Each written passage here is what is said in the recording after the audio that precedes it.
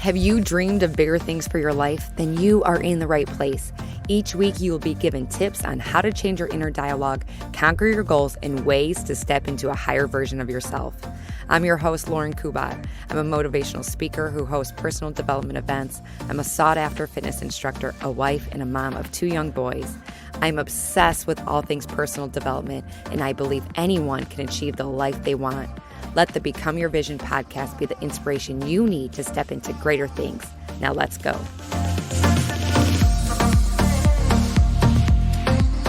Hey guys, welcome back to the show. Today we're talking about something you might be hearing more about, and that is gut health. Something you may not know, though, is your gut is vital for your overall health and well-being. This topic is a must listen if you're looking to lose weight, if you suffer from digestive issues, anxiety, fatigue, or even brain fog. But before we dive in, I want to share the review of the week. This one is called Refreshing Podcast from KM, and I'm going to butcher the last name, Danshowitz. She says, also a mother of 2 little dragons. I'm always looking to be a better human being, a better me. Lauren inspires me to meditate, improve my relationship with food, and of course, drink more water. Thank you for showing me a path to become my vision. So thank you so much. I think I know who this is. I think it's Christina, but I'm not positive. So if this is you, let me know that you are listening, and I will send you a Dunkin' Donuts or Starbucks gift card. Okay, so today, to help us through our gut health understanding, we have Fran Dargaville, who is going to educate us on all things gut health. Fran is a functional nutritionist with a master's degree in human nutrition, specializing in gut health. She aims to empower people to take control of their health with real food, nutrition, and lifestyle shifts. Fran believes you're not stuck with your symptoms. They are simply messages from the body that something is out of balance. She does the detective work to get to the root cause of frustrating symptoms such as IBS and other digestive issues, fatigue, and brain fog. And she wants to help you bring the body back into balance for your life. So thank you so much, Fran, for being here. Thank you so much for having me. I'm excited to be here. Yes, so you might have picked up on that she has an accent, which I think is super I sure cool. do. You're from Australia. Yes, I Yes. can't hide the accent as much as I might try. No, I love it. Don't ever hide it. Now, when we were trying to figure out the schedule, we're on different time zones. So what time is it there? It is 10:30 in the morning 10:30 in the morning, and it's on 7:35 Tuesday. p.m. Oh, it's Tuesday. Yeah, Tuesday. And here Different day, different time. so crazy. Monday evening, because I was thinking about this too. St. Patrick's Day, I like to do stuff with my boys and stuff. And I was like, okay, Tuesday, or I mean, I couldn't schedule anything for Wednesday this week. Not that it was a concern to you, but anyway, okay, so I have so many questions. So I want to dive right in.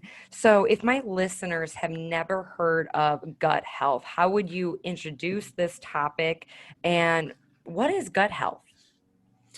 Yeah, absolutely. So when we're talking about the gut, I mean, it involves so many different, systems and organs and parts of the body. But I think the easiest way to really think about it is it just being the entire digestive system. So basically, where the food and everything goes from when you put it in your mouth to when it comes out the other end. So, stomach, intestines, all of that stuff and everything else that is involved with that.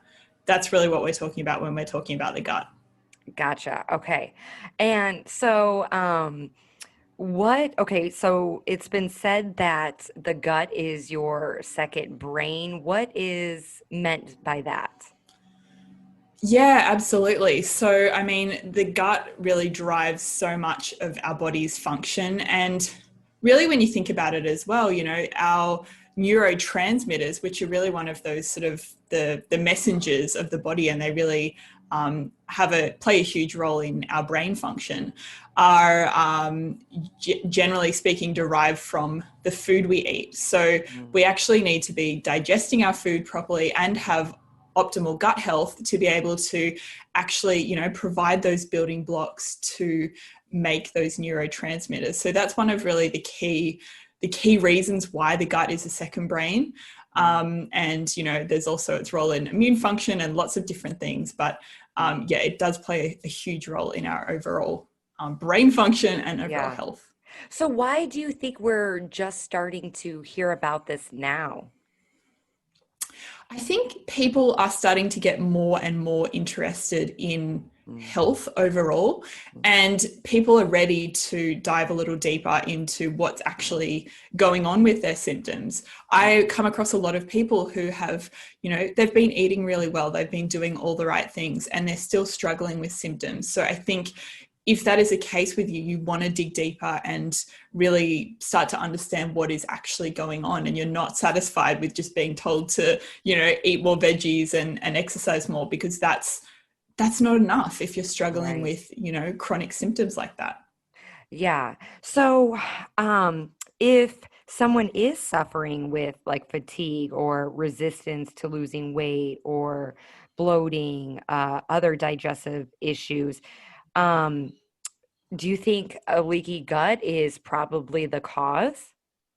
Yeah, that can absolutely play a role. So it could be, you know, leaky gut. So for anyone listening who's not Yeah. familiar with leaky gut, basically that is when the lining for the gut becomes, you know, somewhat permeable. So it's supposed to be, you know, a very selective barrier. So the gut is able to choose what is able to pass, you know, through the gut lining into the bloodstream and what isn't. You know, there's very strong sort of gatekeepers, and that's how it's supposed to work. But when the gut becomes leaky, which can be due to chronic stress, due to medications, due to Mm, poor diet, you know, excess alcohol consumption over time, all of these different factors can lead to leaky gut, which means that basically those gatekeepers or the lining of the gut becomes somewhat permeable. So things that should be staying in the gut and should be being eliminated through the digestive tract can then pass through the lining of the gut and into the bloodstream.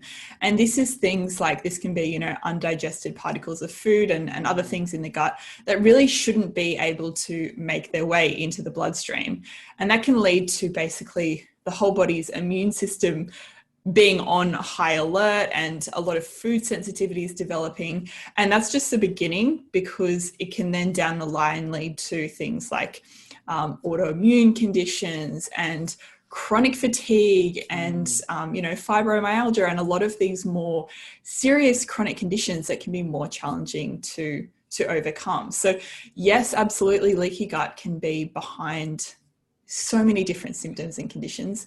And I mean, in the medical community as well, we will call it leaky gut, but they think that leaky gut is not a thing, but intestinal permeability, which is basically the same thing, is something that they do recognize. Okay, interesting. Okay, so what symptoms or diseases are likely, you touched on this before, are likely the cause of leaky gut? You said so, like some autoimmune diseases. Yeah, absolutely. So it really can be anything, because I think when we Okay. think about a lot of symptoms and conditions, you know, we often think of them in isolation. So like for me personally, I had chronic fatigue. So being in Mm, that sort of whole Western medicine you know, approach, they just see that as, you know, you've just got chronic fatigue, for example. They don't look to determine what actually contributed to that in the first place. And, you know, there are lots of different root causes for different people. Poor gut health and digestive function is a huge one. yeah. It could also be, you know, chronic stress or, you know, any other of these driving factors. But really, all of these things play in together, and they all sort of can be contributors in driving, you know, disease or symptoms. So I think really, you know, almost anything, a lot of these long lasting frustrating symptoms that Hmm. we're experiencing, it could be things that are just, you know, a little bit niggly, like just some eczema and acne and skin issues and things like that. It could be just, you know, you're feeling a little bit tired, feeling a little bit bloated, or it could be these more chronic things like, yes, you've developed, you know, Hashimoto's or another autoimmune condition, or, other sort of more chronic conditions. Okay, so and then going back to this, don't most people, or isn't there a high percentage of people with some kind of um, digestive issues or leaky gut? Like more people have this than we think. Is that true? I definitely believe so. I don't think there's any sort of, way of quantifying that, because most people walk around feeling terrible and just putting up Hmm. with it. They never actually do the digging to figure out what's going on. But, for IBS and digestive symptoms, there's a huge portion of people I know in Australia, like a huge percentage of people that are struggling with these diagnosed digestive issues. So I think it's huge, and I think we just couldn't even comprehend the number. But Yeah. so many people are struggling with digestive issues, and I'm sure leaky gut plays into that. And I think a lot of people just think that they have to put up with the bloating or the Hmm. reflux or whatever it is, because maybe they've been to the doctor once and the doctor said, here's this thing, or maybe they didn't even give them any sort of Western medicine Yeah. sort of band-aid approach, I suppose. They just sent out the door and said, yeah, that's pretty normal, just get on with it, basically. So if you're told that, often people will just say, okay, all right, I trust you, I believe you, I'm just going to go Hmm. and live my life now and put up with feeling this way. And, when you go to the doctor, they're not asking you what you're eating, what you're consuming. Their main goal is to prescribe you a pill and to, yeah, put a band-aid on the issue. But yeah, your levels might get back to normal. Maybe you have hypothyroidism or, you know, um, all these other symptoms, and you might feel like you handled the problem, but it was just putting a band-aid over it.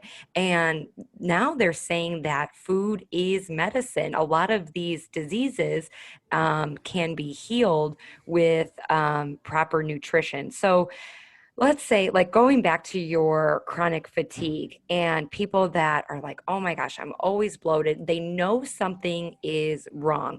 They go to the doctor, checks them, checks their levels, doesn't find anything. What do you suggest that we do? Yeah, absolutely. So, firstly, I would suggest looking at the foundations of health, which is eating well, eating a nutrient dense whole foods diet. So, lots of vegetables, healthy fats, quality protein. Look at that, that's a starting point, and that might be a lot of work for someone to start to adopt Mhm. that, but just start to look into it and see where you can make some shifts. The other basics of health, like stress management, sleep, focusing on sleep quality, getting in some form of movement every day. These kind of things might seem like they aren't related to your problem, but they are very Mhm. much related to any symptom or condition that you are experiencing, managing stress, eating well, sleeping, drinking water, all that stuff. So that might Mhm. seem like, the boring stuff, but it matters and it makes a difference. And once you've started to look at that, the next thing would be to start to work to identify the root cause. And you Mhm. probably want to speak to some sort of practitioner to do this. Some people, if your symptoms are quite mild, the things that I spoke about before, the foundations of health, that might be all you need to do. And for many people, that's the case. If you're just a little bloated, a little tired, focusing on the sleep quality, stress, movement, hydration, food quality, eating well, all of that might be enough for you and you might not need to do anything else. But if you're still struggling after doing those things, then yes, as I was mentioning, the next step would be to, work to get to the root cause. Mhm. And this can be done through looking at your history and trying to figure out what triggered or started to drive those symptoms in the first place. And also, functional lab testing is a very helpful tool as well. So, things like a microbiome test, Mhm. in particular, is a very helpful one since we're talking about gut health to identify, perhaps you have, a parasite or some sort of pathogen in your gut that you actually need to get rid of in order to be able to be healthy. Maybe you have some sort of you're not producing enough enzymes, or your stomach acid is lacking. So you might be doing all the right things, Yeah. but if you've got these underlying issues, you really actually need to be able to address them to, get over them for good. So it's Right. really, that foundational approach, and then doing the work to uncover the root cause of the symptoms, which Hmm. will vary for different people. But that's really what's going to get you the long-term results. Yeah. Now, okay, so what you talked about, microbiome testing, is that the term you use? Okay. Yes. So, okay, so this is going to sound gross to the listeners, but I listen to podcasts all the time. This woman that I follow, she was doing this. So basically, it's a company called Viome, Viome. Have you heard of them? I have, but we don't have that in Australia, so Okay, I I'm think not they're too located familiar with it. in California, but basically you send in a sample of your poop and they tell you exactly what your superfoods are, what is really going to help your gut. They tell you foods to avoid. They tell you what foods to minimize. And it was really interesting. But your also your gut health is constantly changing. So right after I did the testing, I waited, I think 3 or 4 months because I was on an antibiotic, and that really kills all the good bacteria in your gut. So now, if I were to get it tested again, it might have different results. But what is the best testing that you know of to see what foods are best for us? Yeah, so there is microbiome testing, and the test Okay. that I recommend for that is the GI map. And that is really looking at, pathogens like bacteria, viruses, yeast. It's looking at your digestive function. It's looking at the balance of bacteria in the gut. So that is where I would recommend starting for most people. There's food sensitivity testing as well. However, I would really always suggest that people start with the GI map, because I think we can go off, on a tangent with food sensitivity Okay. testing and, eliminate these different foods and that sort of thing. Yes, that can absolutely be helpful. And I do recommend that some clients do that. But if you're going to choose between tests, I'd definitely go with the GI map or microbiome test and yeah, because the food sensitivity testing, you are removing foods that are problematic for you, but then you're never really figuring out, is there a parasite?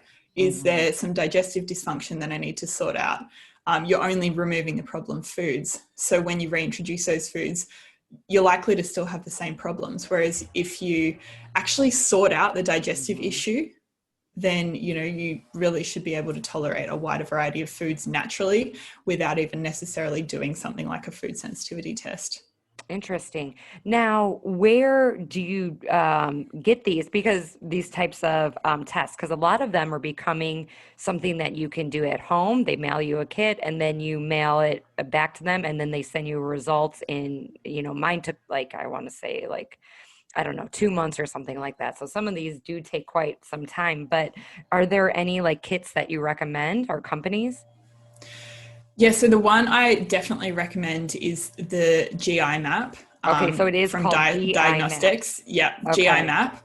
And yeah, I think the challenge is with a lot of these tests that you can order at home. So we Hmm. don't have a lot of those in Australia, but I have done Okay. research because I work with a lot of clients in the US and Europe, and just trying to find easier and more affordable solutions for people. So whenever I go and look at these tests, though, there I find that there are issues. They're not testing exactly the right thing. I Gotcha. think because they're for the consumer, generally speaking, from what I've seen, the quality doesn't seem to be as good. So I would Mm. definitely suggest the GI map for sure. And that's, available in Australia, Europe, the US, there's lots of, pretty much wherever you're based. you can probably find a way to get that test. Okay. And at the moment, that really is the gold standard of microbiome testing.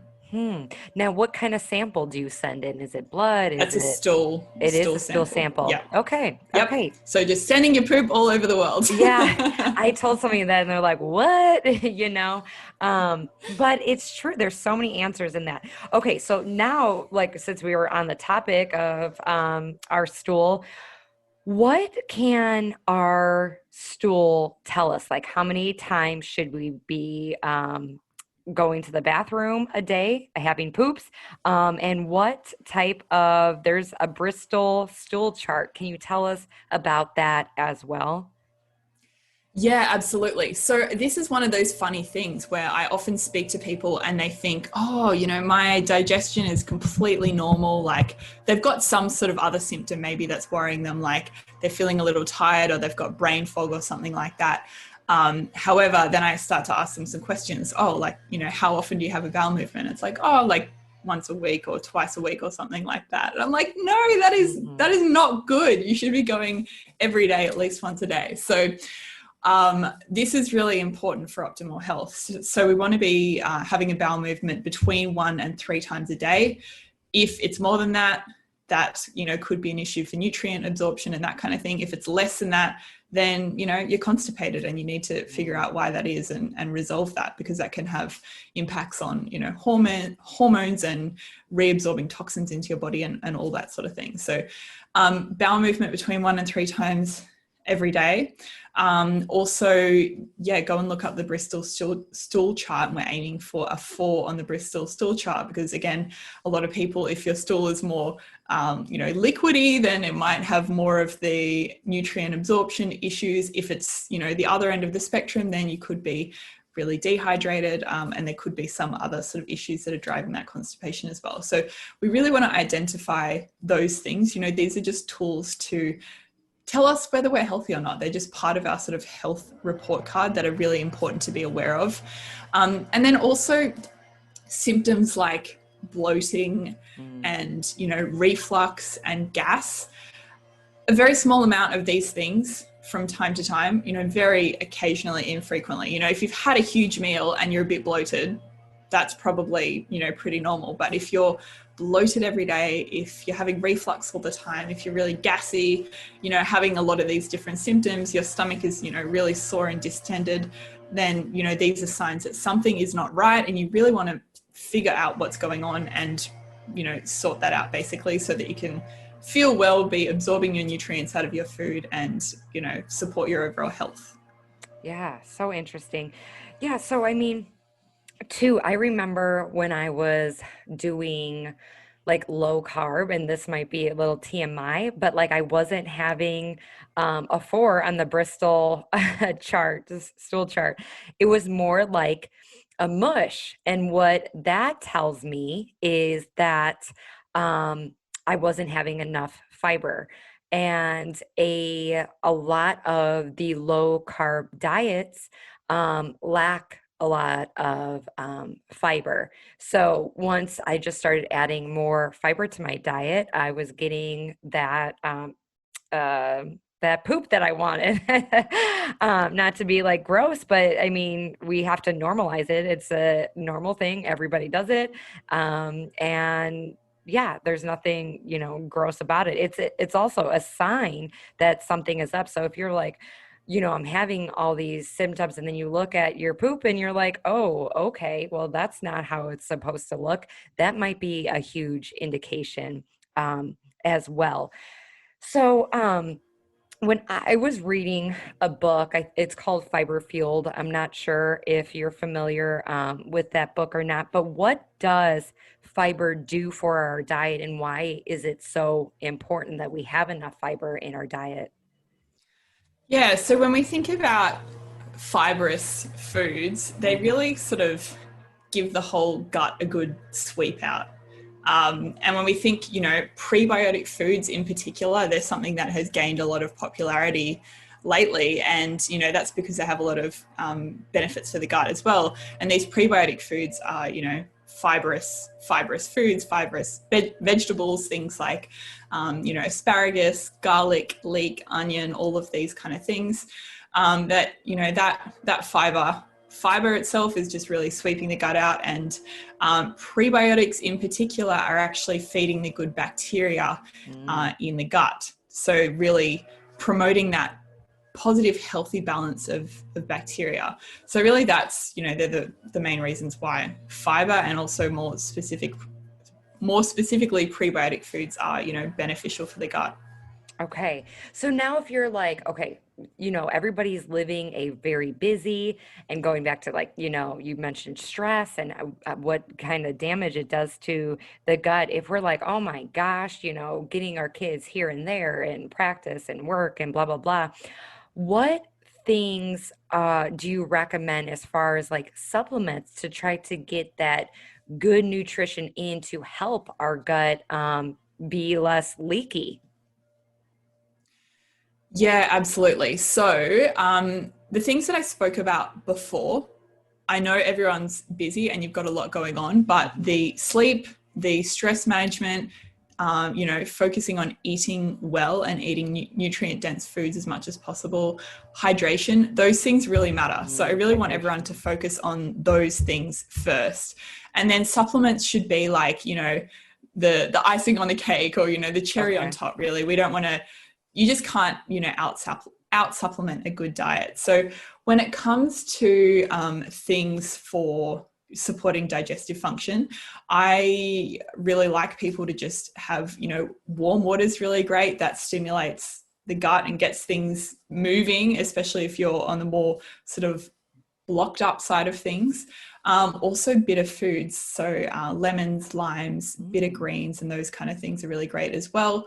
So if you put the warm water and the lemon together, that's a really, really great way to start your day and stimulate your bile, stimulate the peristalsis, which is basically the movement of things along the digestive tract. So that's a really easy sort of food-based thing that people can do for their to support their digestive function.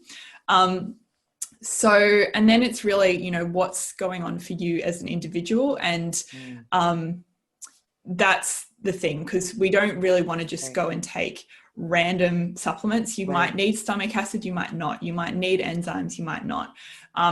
Things like, a digestive enzyme can be good, but I really like to make sure that people actually are taking things that, they need and they know they need, and they're just taking them while they need them, and they're not, just taking random supplements for 5 years. So that being said, again, food-based things. So focusing on having lots of prebiotic foods, like some of the things that I mentioned before, and also like, starchy vegetables can be really great as well.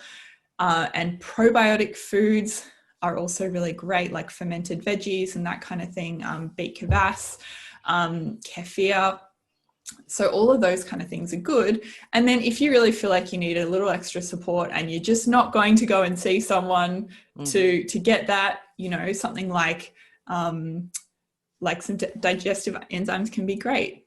A probiotic can be great, although, again, I'd prefer that people try and get good bacteria from food. A prebiotic sort of fiber can be great as well.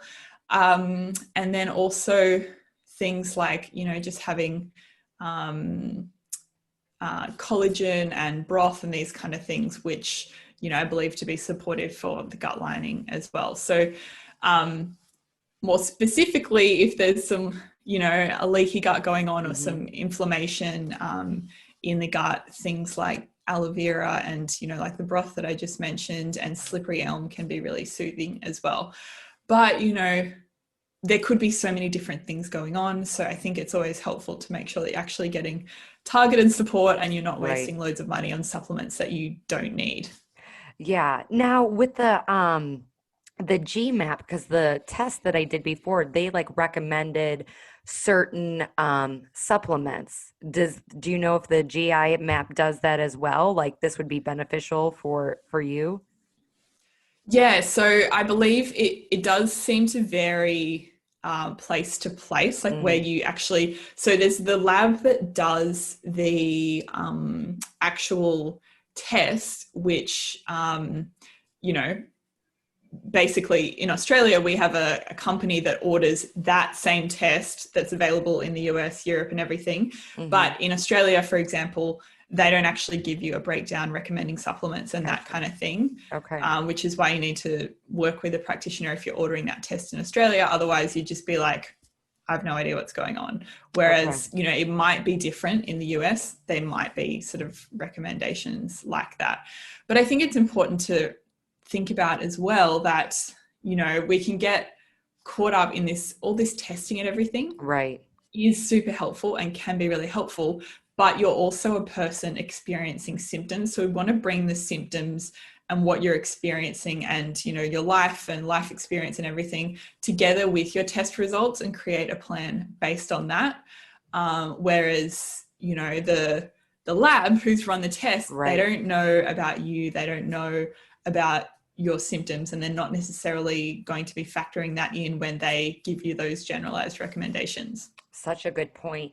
And I think it's like you can be eating so healthy and then not getting enough sleep, stressed as everybody else, but not doing anything to manage your stress. Maybe you live a very uh, sedentary life, so you're not moving a lot. So those are all huge contributors too, which when you add all those things into your life, proper nutrition, proper sleep, movement, they kind of live in harmony and they all work together to make you feel good. Going back to your chronic fatigue, how did you figure what was going on and what was the cause of that? Yeah, absolutely. So that was a very long process of trying to figure that out. And, as we sort of spoke about earlier in the episode, I did go to many conventional doctors and specialists and all that kind of thing. And I basically got answers like, you're just a tired person, which was very helpful. Have another cup of coffee in the afternoon. I'm like, that seems like terrible advice. Yeah, And, all these kind of things, like they just didn't have any idea. They didn't know what was wrong with me. No one had any sort of recommendations for me, basically. But I ended up actually seeing a functional medicine doctor after many years of trying to figure this stuff out. And that actually was quite helpful. So she, helped me to a degree work on my digestion, factor in some different pieces. I had already been doing all my own research and I was eating already, whole foods super well, really conscious of stress management and sleep and everything. So that helped a lot, just the work that I was doing, which was really just learning about nutrition, learning about, eating whole foods and, healthy fats, food quality, all that sort of thing.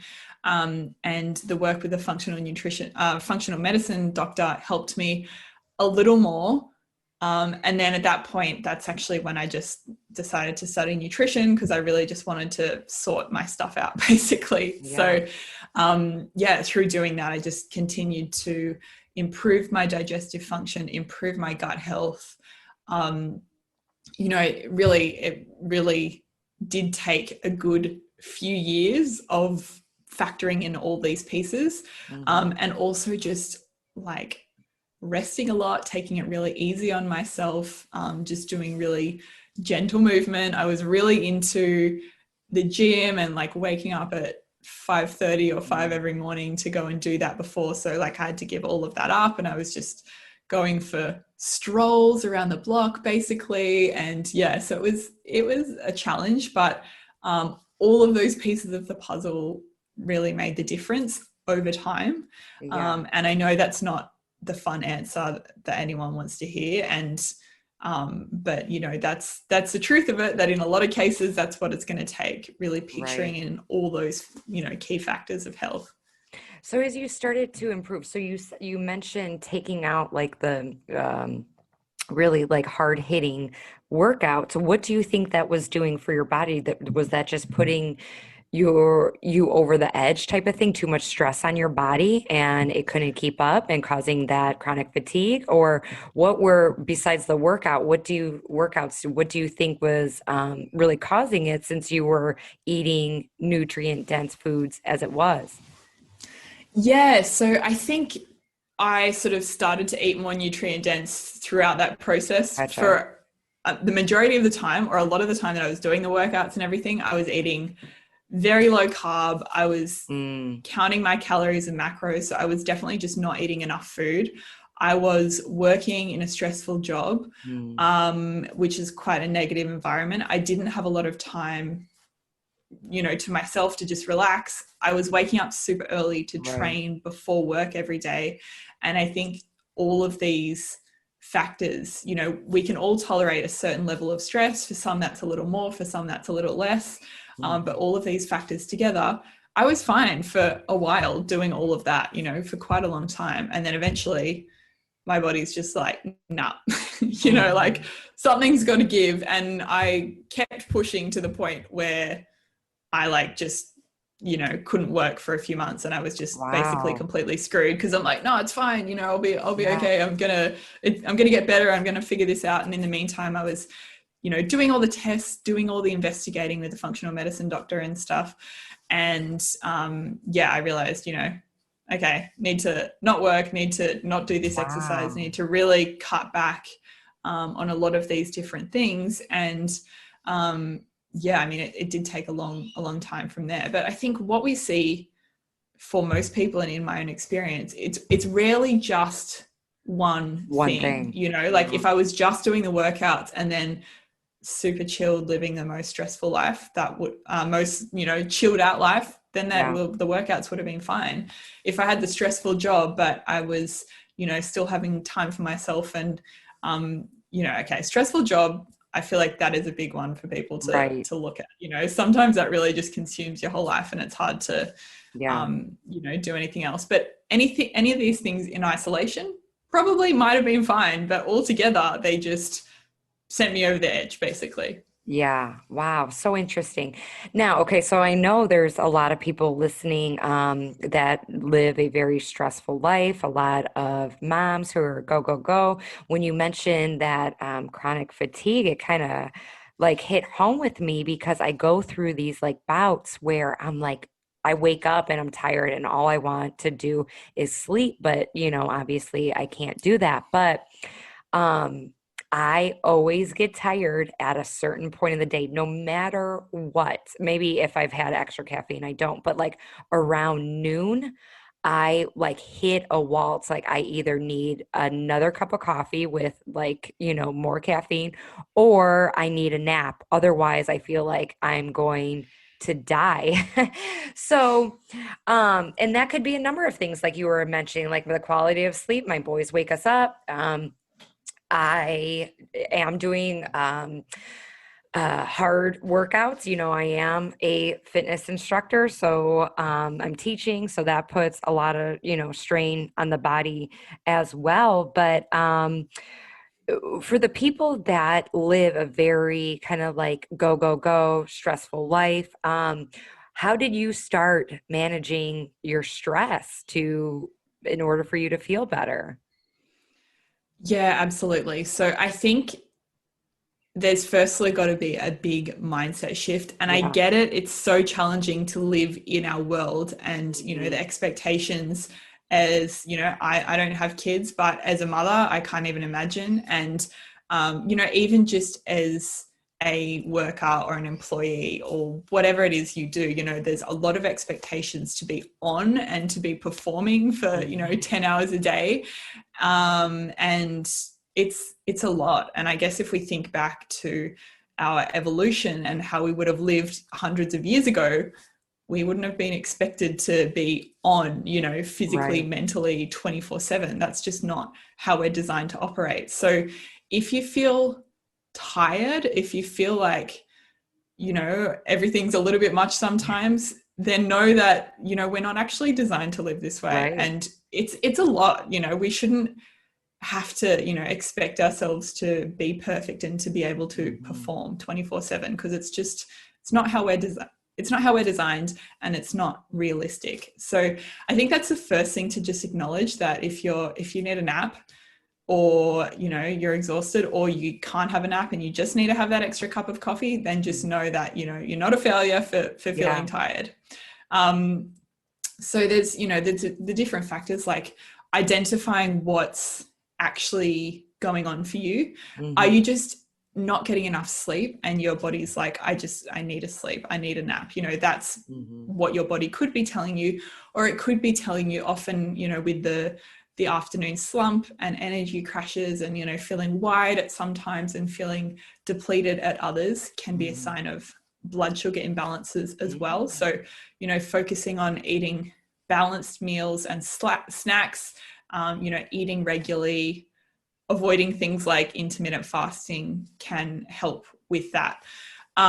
So there's all of that, really looking at what's going on for you. And then there's sort of stress management day to day. And because we live these ridiculous lives, whether you're a mom or, an employee or an entrepreneur or whatever it is you do, like I said, we're not designed to live these stressful lives. So we really need to incorporate some form of stress management into our daily lives. It's just super, super important to, bring our nervous system into that rest and digest state.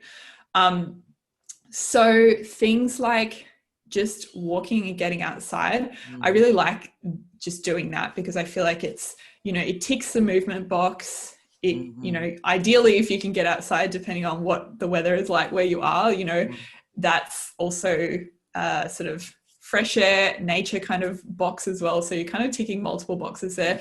And then ideally, if you go for that walk, either just doing it in a mindful way, just looking at what's around you. Maybe we obviously both love podcasts, but maybe sometimes you just need some mental space and you just listen to music or nothing at all, and just, have that walk and just enjoy being present. I think that's definitely one of the best things. And then of course there's, meditation.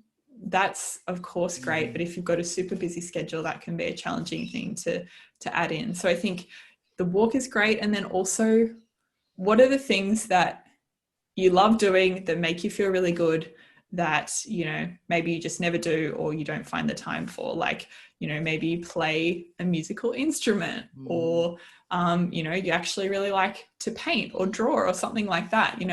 Maybe you can just find a way, you don't need to have 5 hours to sit down and paint something. Maybe you can just sit down for 5 minutes with your coffee in the morning and just do a little sketch or something like that. Or, I've been learning the ukulele, and I always thought, I had to sit there and do it for, an hour or whatever, and like work on all this stuff. But, if I just sit down and play it for 10 minutes, that's enough. And I feel great from that. And that's a nice little mindfulness, activity for me, because all I can do is focus on what I'm doing. So I think it doesn't have to look like 20 minutes of meditation twice a day or whatever, because, it's like, what's going to make you feel good, and what are you actually going to be able to do?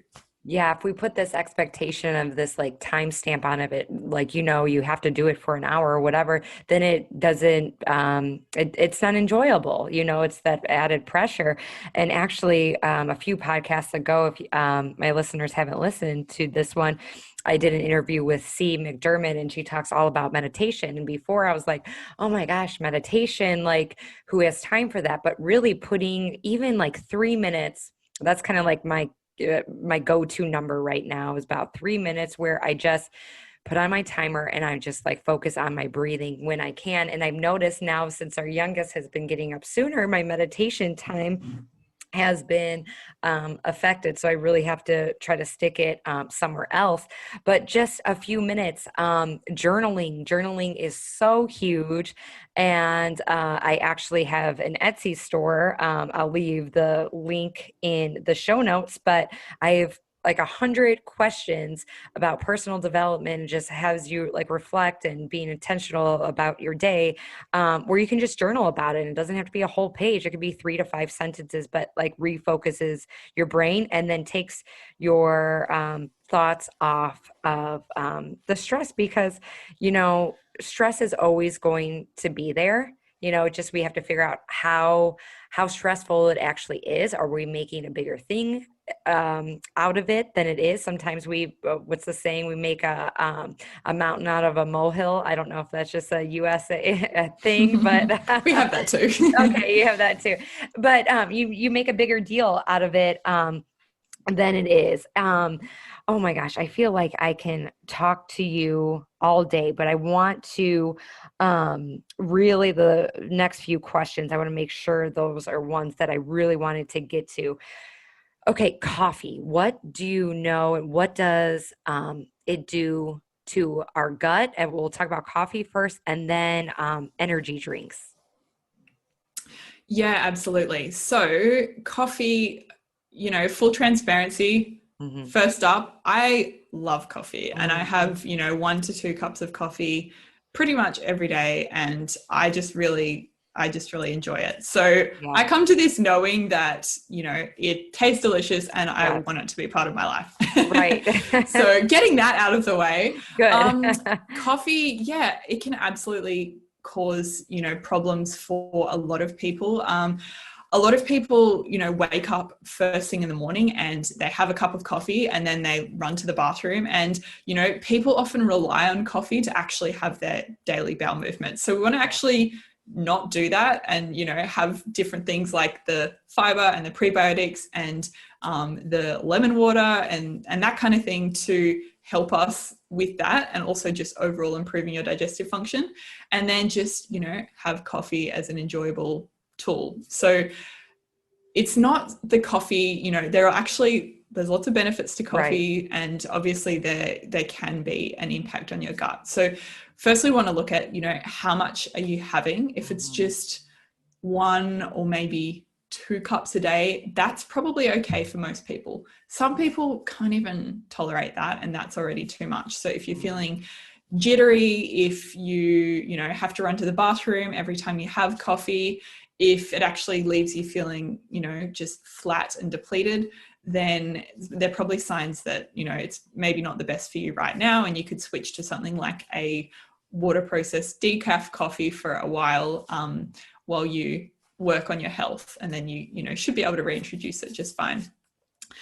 So there's all of those pieces, but then we want to look at, if you're going to have it and you're having any of those impacts, how can we reduce the impact of coffee on the body? So really the problem is that most people, like I said, wake up and have a cup of coffee. But if you wake up, you have your big glass of warm water and something to eat, a balanced breakfast, and then you have your coffee.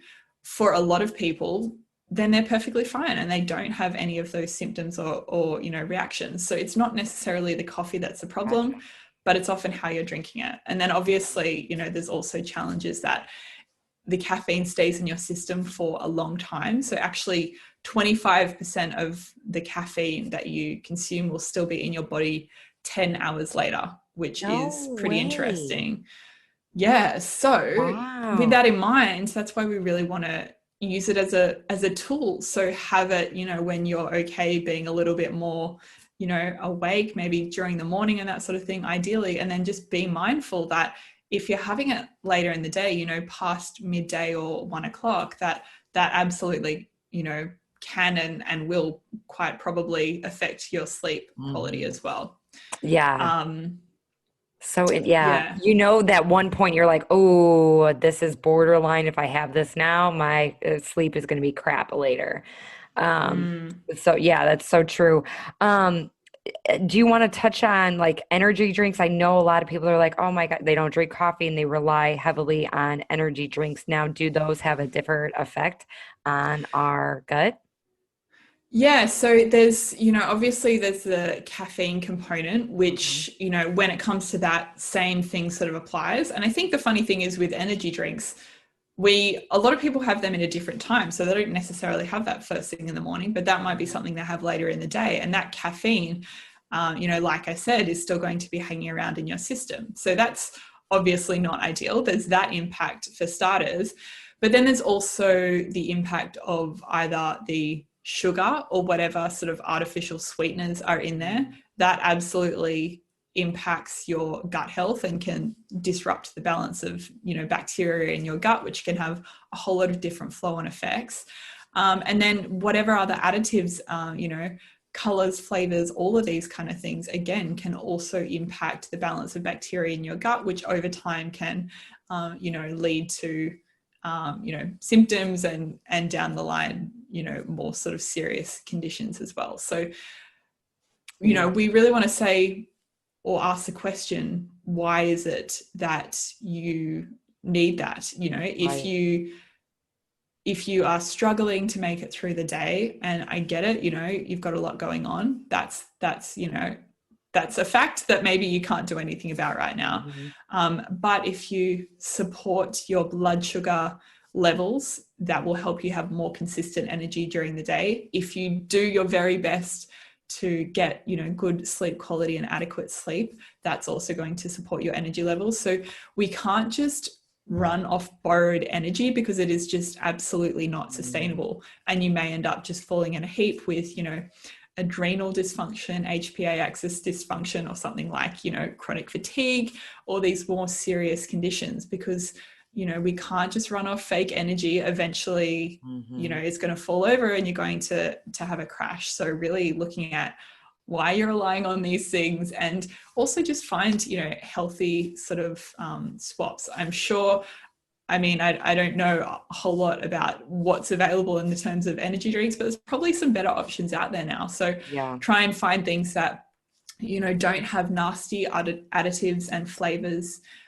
or sweeteners in there as well. Try and find, the most natural alternative possible, and just try and minimize the impact of that caffeine intake by having it earlier in the day.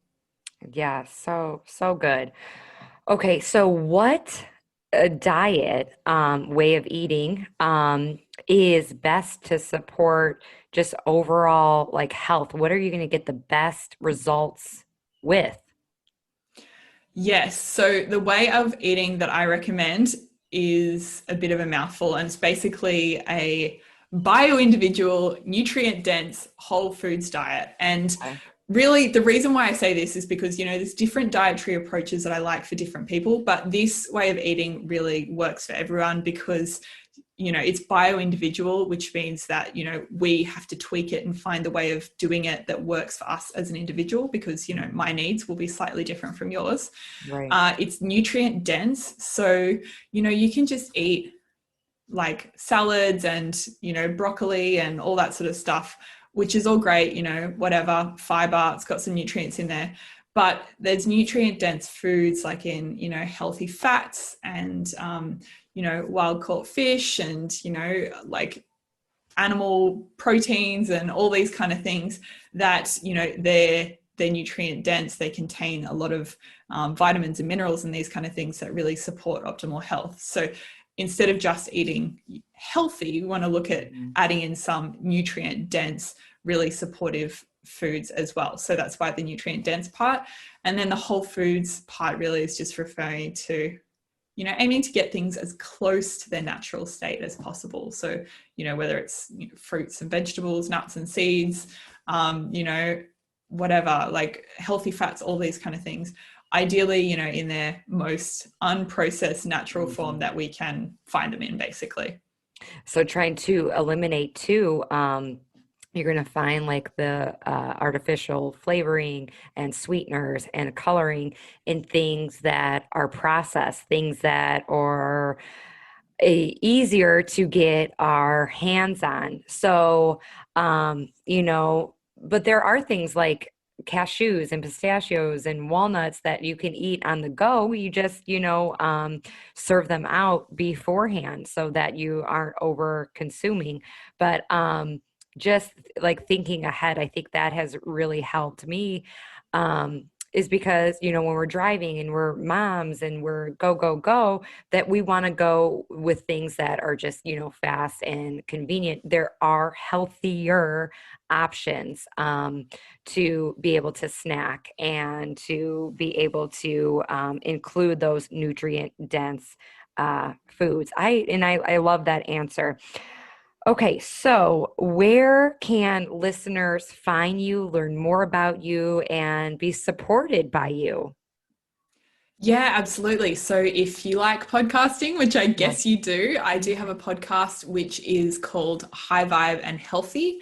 And the other great place is my Instagram as well, which is just my name, Fran Dargaville. So I spend plenty of time on over on Instagram.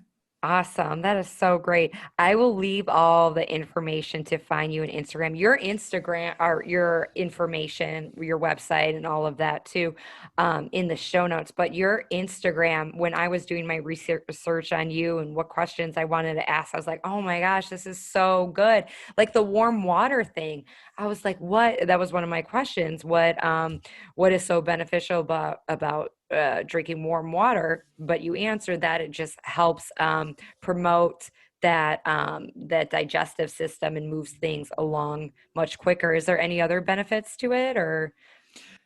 For the warm water itself, Yeah. that's really the only benefit. But it's Okay. like, we're often like, oh, I need to take a supplement for that. But it's like you actually just have water from your tap. You can just have it warm, and that might give you the same effect, which is pretty cool. Yeah, that's so interesting. I saw that, and there were a couple other things that you mentioned on there. So, if you're on Instagram, I highly recommend following Fran. Thank you. Thank you so much for being on the show today. Listeners, if you love this episode, please make sure that you leave a review. Tell me what you loved about the episode. What did you learn about the episode? Tag us both on Instagram. We would love that. Go listen to Fran's podcast. I'm sure it is loaded with just great nuggets of nutrition, how to live a healthier life. And remember, guys, you got this. Thank you so much, Fran, for joining us today. Thank you so much for having me, Lauren. Yes. Bye-bye, guys. Thank you so much for tuning in today. If you love this episode, make sure you are subscribed so you know when more episodes come available. My goal is to inspire others to become their vision, and one way to get the word out is with reviews. I would really appreciate it if you left an honest review on iTunes, and it would mean so much to me. Thanks again, and remember to go after the life you want. Bye, guys.